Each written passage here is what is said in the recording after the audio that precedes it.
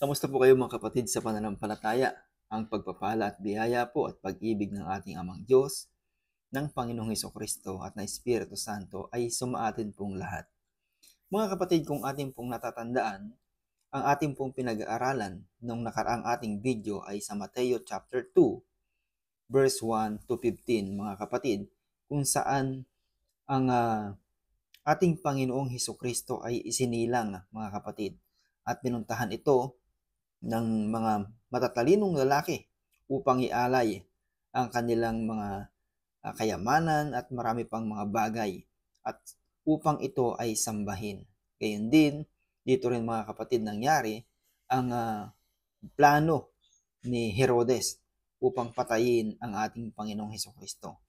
So mga kapatid, ipagpatuloy po natin ang ating pagbabasa sa Biblia kung saan magsisimula tayo ngayon sa versikulo 16 hanggang 23 po sa Mateo chapter 2. Ipagpatuloy po natin upang ating pong maintindihan, maunawaan kung ano ba yung mga sumunod na nangyari sa buhay ng ating Panginoong Hesukristo.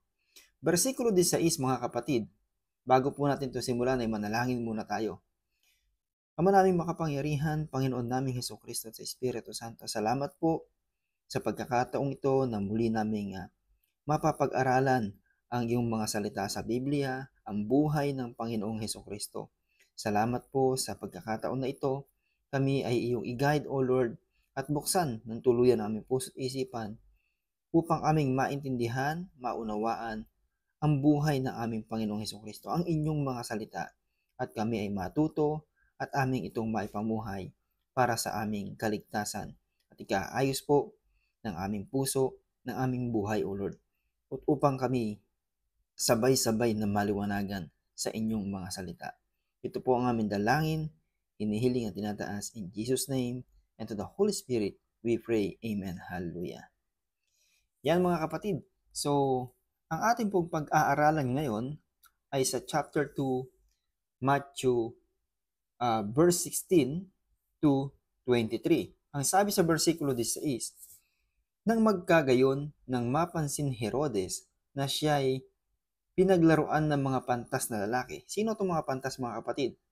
Ito yung nagpunta sa ating Panginoong Hesukristo upang ialay ang kanilang mga puso, ang kanilang pagsamba, ang kanilang pananampalataya sa ating Panginoong Hesukristo. Di ba? Sinundan nila yung bituin ng ating Panginoong Hesukristo upang ito ay kanilang matagpuan nang ito ay isilang. Sabi rito,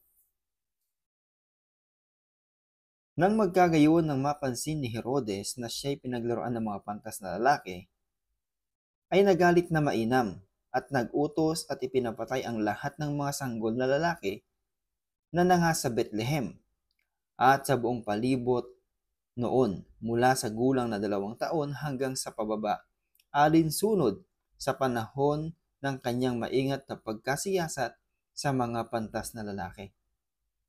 Nakita niyo mga kapatid, kung hindi inalis ni Jose sa Bethlehem, ay planong patayin ni Herodes mga kapatid ang lahat ng bata roon sa edad na 2 taon pababa. Dahil ito sinabi ng mga pantas mga kapatid. Di ba siniyasat ni Herodes sa mga pantas kung kailan isinilang ang Panginoong Hesukristo. Kaya pinapatay niya ang lahat ng mga batang lalaki sa panahon na yon sa Bethlehem. Ngunit nagpakita ang anghel ng Panginoon kay Jose, di ba? Para ialis ang Panginoong Hesukristo at dalhin ito sa Egypto.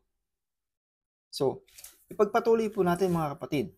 Versikulo 17. Nang magkaginaganap ang sinalita sa pamamagitan ng propeta Jeremias na nagsasabi, ano ang sinabi? Versikulo 18, isang tinig ay narinig sa Rama, pananangis at kalagim-lagim na iyak. Sino tong umiiyak na to mga kapatid? Atin pong alamin. Tinatangisan ni Raquel ang kanyang mga anak at ayaw na siyang maaliw sapagkat sila'y wala na.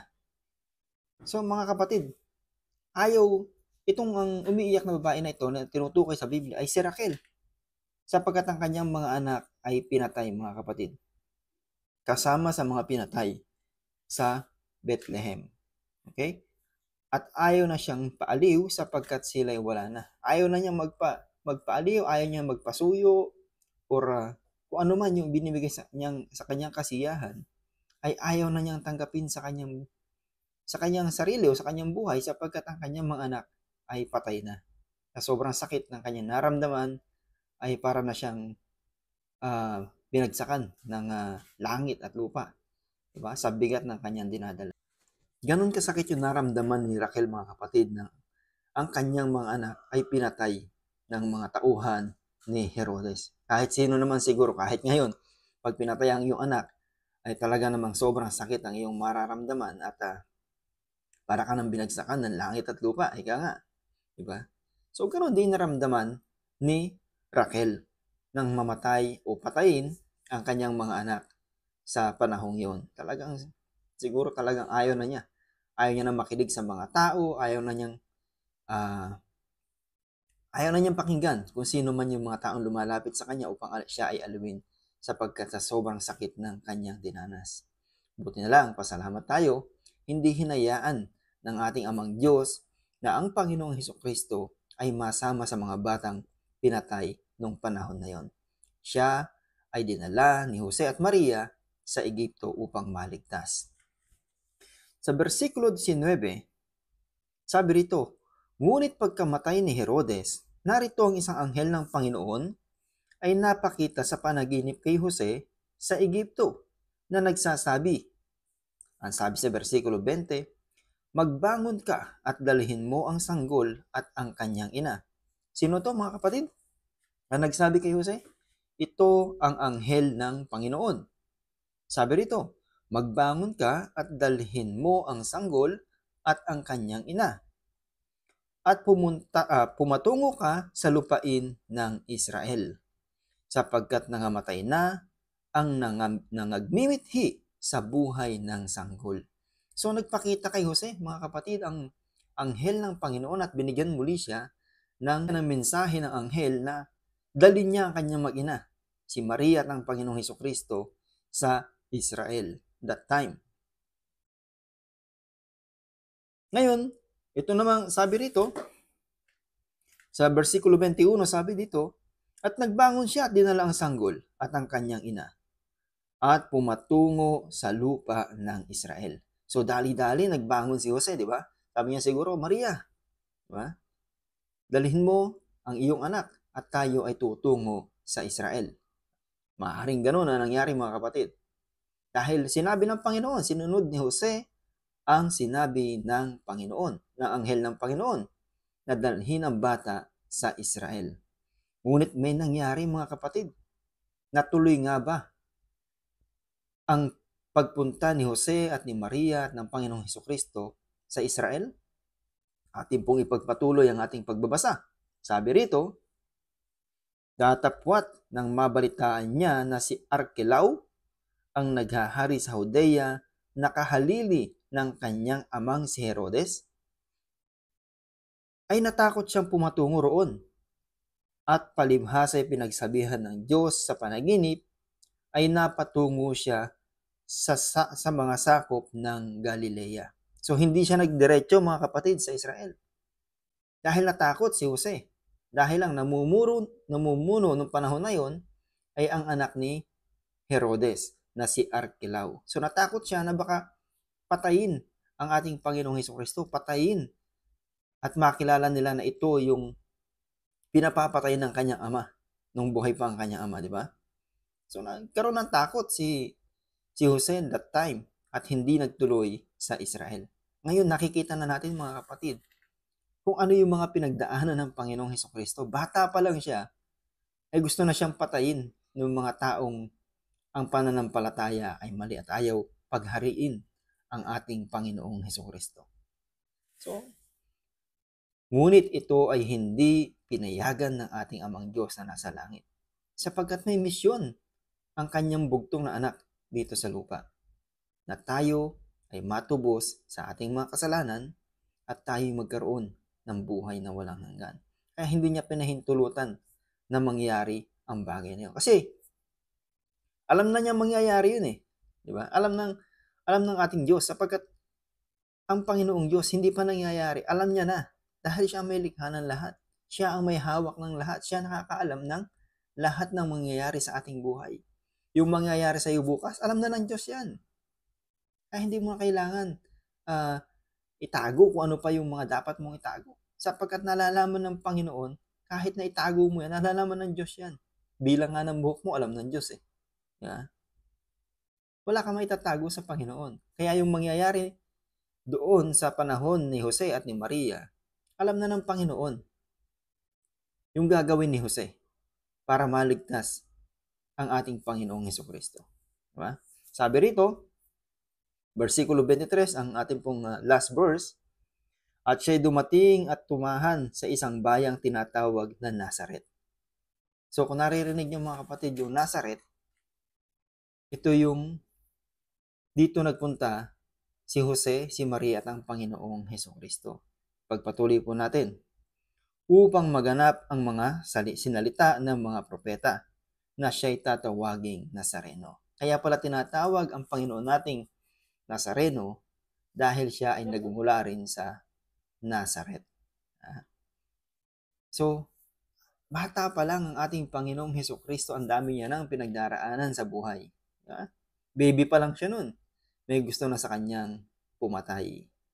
Pero baby pa lang siya, meron ng sumamba at nanampalataya at naniwala at nagtiwala sa kanyang pagdating, sa kanyang paghahari. Ito ang mga taong pantas na pinuntahan siya ng kanyang pagsilang. Di ba? Sinundan nila ang bituin ng ating Panginoon at nang ito'y kanilang makita, ito ay kanilang sinamba. Dahil alam nila na ito ang Misaya. Ito ang ating Panginoon na magliligtas sa ating buhay at tutubos sa ating mga kasalanan upang tayo ay magkaroon ng buhay na walang hanggan. So nakita niyo mga kapatid, di ba? Sa araw-araw na tayo ay nagbabasa ng Biblia, unti-unti nating naiintindihan at nauunawaan ang kwento ng buhay ng ating Panginoong Hesukristo. At dito rin natin makikita ang mga kautusan ng salita ng Diyos. Dito rin natin makikita ang katotohanan kung kanino tayo dapat maniwala at magtiwala. Sino ang may likha at sino ang magliligtas na pinadala sa atin ng may likha. Ito ang kanyang kaisa-isang bugtong na anak. Alam niya, alam ng ating amang Diyos na mangyayari ang lahat ng ito. Pero dahil mahal tayo ng Panginoon, ng ating amang Diyos, John 3:16, di ba? Ipinadala pa rin niya ang kanyang bugtong na anak. Ganyan tayo kamahal ng ating Panginoon. Kaya kung ikaw may pagdududa ka pa sa iyong buhay, meron ka pang natatagong mga bagay sa iyong puso, mga alinlangan, alisin mo na yan. Basahin mo ang Biblia mga kapatid. Basahin natin ang Biblia upang makilala natin ang ating amang Diyos. Makita natin ang kabutihan ng ating amang Diyos sa ating buhay. May panahon pa, may pagkakataon pa para tayo ay magbalik loob sa ating Panginoon at makita ang katotohanan tungkol sa ating Panginoong Hesukristo, tungkol sa ating amang Diyos at sa Espiritu Santo na pinakikilos sa ating buhay. Huwag nating sayangin mga kapatid ang pagkakataon na binibigay sa atin ng ating Ama na nasa langit. Dahil gusto niya na lahat tayo ay maligtas. Gusto niya na lahat tayo ay makarating sa kanyang kaharian. Makasama niya doon na tayo ay mabubuhay ng walang hanggan kasama niya sa piling niya. Na sa kanyang harapan, sa kanilang harapan, doon tayo aawit, doon tayo magpupuri, doon tayo sasamba, mananampalataya, doon natin iaalay ang ating buhay, ang ating pag-ibig at pagmamahal sa ating Diyos. Bawat segundo ng ating buhay. At pag tayo ay nakapasok at nakarating sa kaharian ng Diyos, yung mga problema pinagdaanan natin dito sa mundong ito, wala na lahat yan. Dahil pagdating natin doon, lahat ay kasiyahan, kagalakan, pag-ibig at pagmamahalang siyang nangingibabaw. sa bawat isa doon, sapagkat yun ay kaharian ng ating Diyos, sapagkat ang Diyos ay ang pag-ibig. Kaya mga kapatid, ano pang hinihintay mo? Diba? Itama na ang lahat ng mali, basahin ang Biblia, matuto tayo sabay-sabay, at maunawaan ang kautusan ng Diyos. At para tayo ay sabay-sabay na makarating at makaharap sa kaharian ng Diyos at sa kanyang luklukan. At tayo ay sabay-sabay na papapasukin ng ating Amang Diyos, ng Panginoong Hesukristo sa kanilang kaharian, at ang Espiritu Santo ang siyang kikilos sa buhay natin sa araw-araw. Muli, maraming salamat po sa pakikinig at sa bawat oras na ibinibigay nyo upang sabay-sabay tayong matuto sa kasulatan at kautusan ng ating Diyos. Tandaan ninyo, ang Biblia ay ang daan patungo sa katotohanan.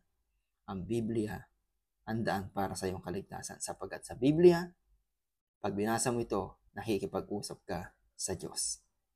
Kaya din sa iyong panalangin. Muli tayo manalangin. Maraming makapangyarihan, Panginoon namin sa Kristo at sa Espiritu Santo. Muli salamat sa pagkakataong ito. Sa ilang bersikulo na aming binasa ay naintindihan at naunawaan namin ang buhay ng Panginoong Hesukristo. Kung paano mo iniligtas ang aming Panginoong Hesukristo nung siya ay bata pa, dahil sa pag-ibig at pagmamahal mo sa amin. At dahil sa iyong pangako na darating ang Misaya upang kami iligtas, tubusin ang aming mga kasalanan, at upang kami ay magkaroon ng buhay na walang hanggan. At magkaroon ng pagkakataon na baguhin ang aming mga sarili at itama ang lahat ng aming pagkakamali, upang kami sabay-sabay na makaharap at makarating sa iyong kaharian. Muli po, salamat sa iyo, Ama naming Diyos, sa Panginoong Hesukristo, at sa Espiritu Santong pinakikilos mo sa aming buhay. Ang lahat ng ito'y dinadalangin, hinihiling namin, itinataas at nagpapasalamat sa ngalan ng iyong bugtong na anak na si Hesukristo, kasama ng Espiritu Santo, magpasawalang hanggan. Amen. Hallelujah. Muli mga kapatid, maraming salamat po sa pagkakataong ito, at ang pagpapala at biyaya ay sumaating lahat, at ang pag-ibig ng Diyos. Good night.